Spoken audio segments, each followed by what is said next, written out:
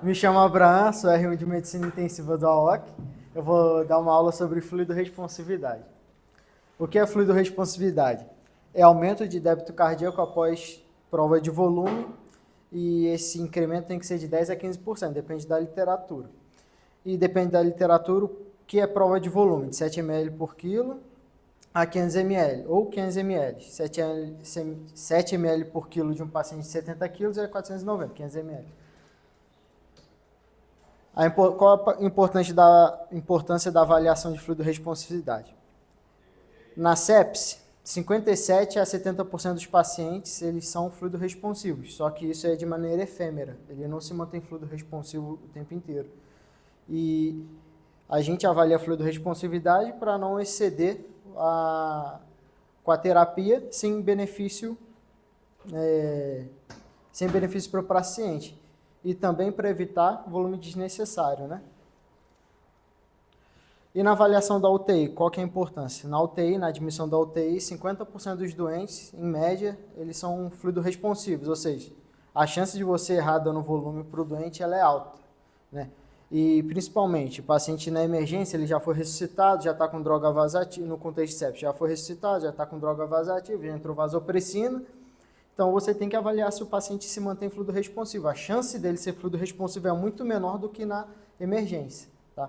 E a gente sabe também que na fase de ressuscitação, quem tem maior balanço hídrico positivo, ele morre mais. Então, é para evoluir volume desnecessário, maior balanço hídrico acumulado.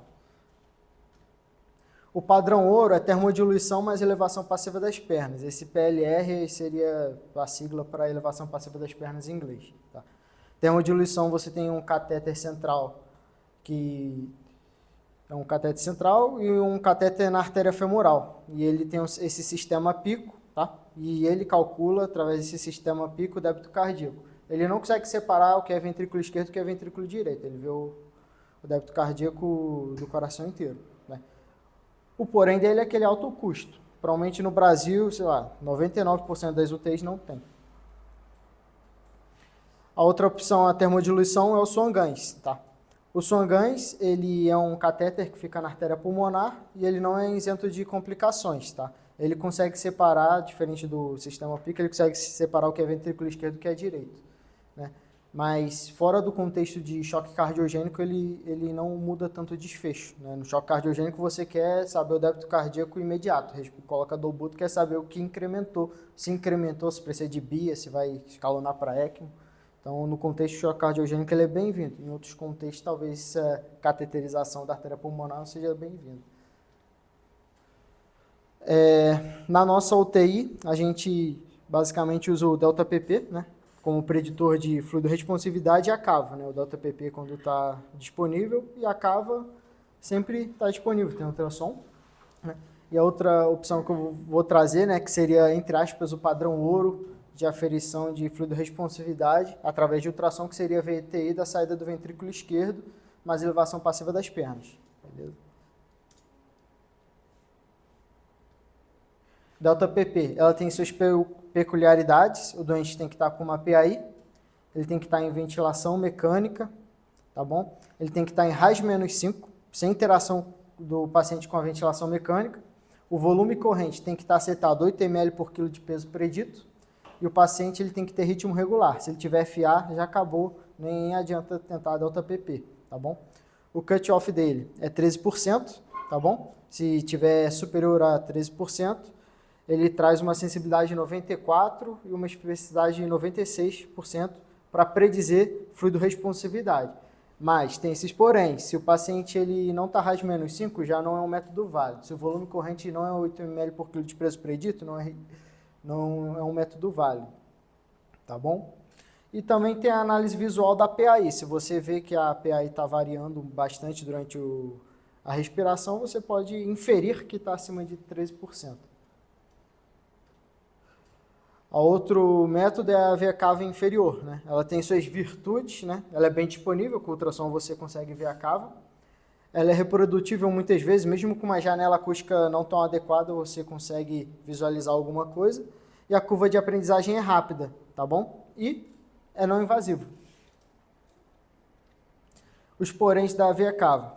Hipertensão abdominal. ela invalida o método. Se o paciente tem uma síndrome compartimental, ele vai comprimir a cava vai ser falsamente fina e isso traz um viés errado. A hipertensão pulmonar também vai trazer um viés errado, o paciente pode ter uma cava túrgida e isso não refletir, né? Qualquer problema no ventrículo direito, na verdade, pode trazer essa cava túrgida. Um derrame pericárdico pode fazer isso também. Ele depende da técnica do operador, apesar da curva de aprendizagem ser mais rápida, ela depende da técnica do operador. E ela depende também da janela acústica. Se é um paciente muito obeso, muitas vezes você não vai conseguir informação suficiente para você ter uma cava fidedigna, tá bom? E paciente que tiver em ventilação mecânica, ele tem que estar com a PIP igual ou inferior a 5 e o volume corrente ele tem que ser 8 ml por quilo. Se tiver diferente disso, você pode falsear a cava, tá bom? A cava fora da ventilação mecânica. Isso para cava dentro e fora da ventilação mecânica, né, você vai usar esse parâmetro. De 2 a 4 centímetros da saída do átrio direito, né, você vai medir, vai escolher se quer desse 2 a 4 centímetros da saída do átrio direito, você vai escolher qual que você vai usar. Tá? Aí você, durante o ciclo respiratório, vai medir o diâmetro maior e o diâmetro menor. Você pode colocar um modo M em um ponto, faz 2 freezes, aí vê, a cava aqui fez 1.8 no maior diâmetro, a cava aqui fez 1.7. Vou utilizar 1.8 como maior diâmetro. E o menor diâmetro, dei 2 freezes, né? Durante o modo M, a cava aqui fez 1.2. E no outro freeze deu 1.3, vou usar 1.2, 1.8 e 1.2. E vou calcular, né?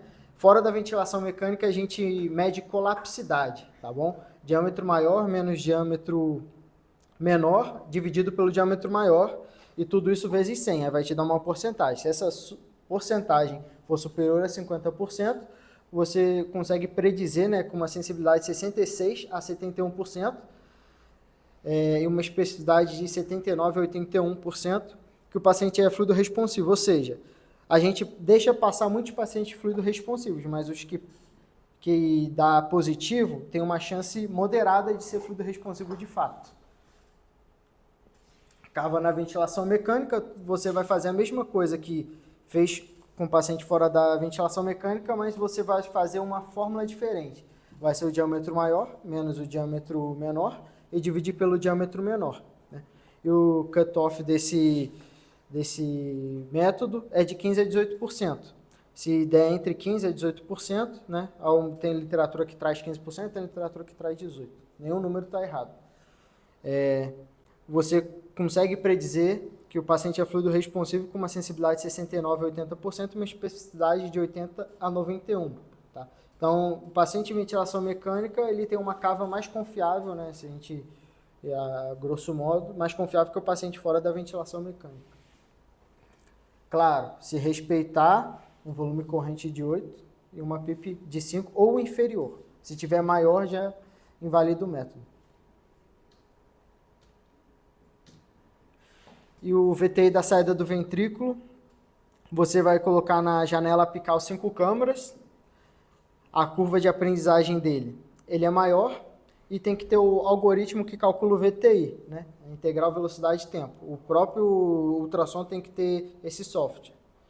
E o paciente tem que ter uma janela acústica adequada, né? Você vai fazer o VTI antes e depois da elevação passiva das pernas. O paciente inicialmente vai estar com a cabeceira elevada a 45 graus, pernas a 0 grau, depois você vai abaixar a cabeceira para 0 grau e elevar a perna a 45. Aí você vai fazer o VTI antes e depois disso. E vai ver se tem incremento do VTI de 10% a 15%. Se houver, aí tu considera o doente fluido responsivo.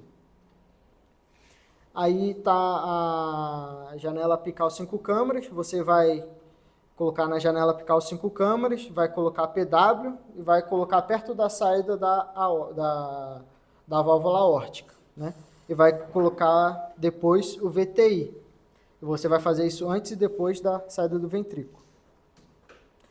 Aí o VTI, você vai colocar para poder medir desenhando, né? Você vai colocar o Doppler pulsado, vai ver a curva, fez a curva, vai dar freeze, aí você vai colocar, para conseguir medir com uma canetinha, você vai medir a curva. Mede a curva, desenha a curva, né? e vai soltar o software que calcula o VTI. Calculou o VTI, 28,5. Aí depois você vai fazer a elevação passiva das pernas e vai ver se tem incremento de 10% esse VTI. Aqui é ele desenhado, tá? O VTI desenhado aí.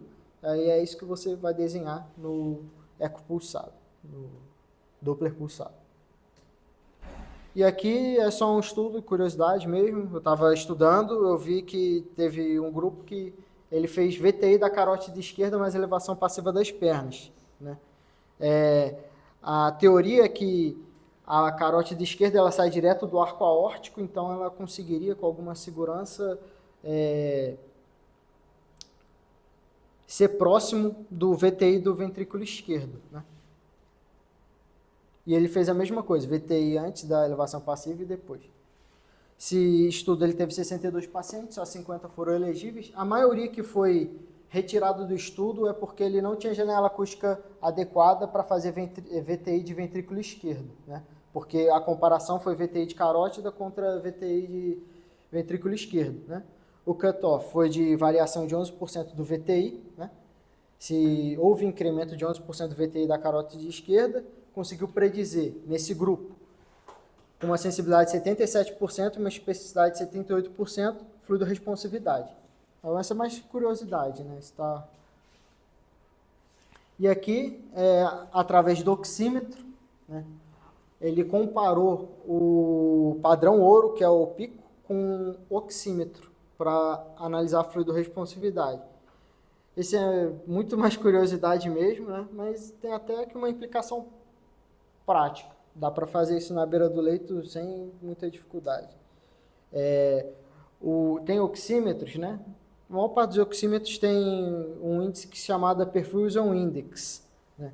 Ele analisa a quantidade de conteúdo pulsátil no seu dedo e a quantidade não pulsátil. Ele te dá um Perfusion Index, é o próprio algoritmo do oxímetro que calcula isso. Aí ele calculou Perfusion Index antes da elevação passiva das pernas e depois. Comparado com a pico, que é o padrão ouro, tá bom? Sistema pico. Esse estudo teve 72 pacientes, né? Ele colocou o PI aferida por 12 segundos, antes da elevação passiva das pernas e depois. O paciente que teve uma variação de Perfusion Index superior a 9%, né? Foi considerado fluido responsivo, né? Mas a maioria dos pacientes que eram fluido responsivos, ele variou mais de 50% do Perfusion Index.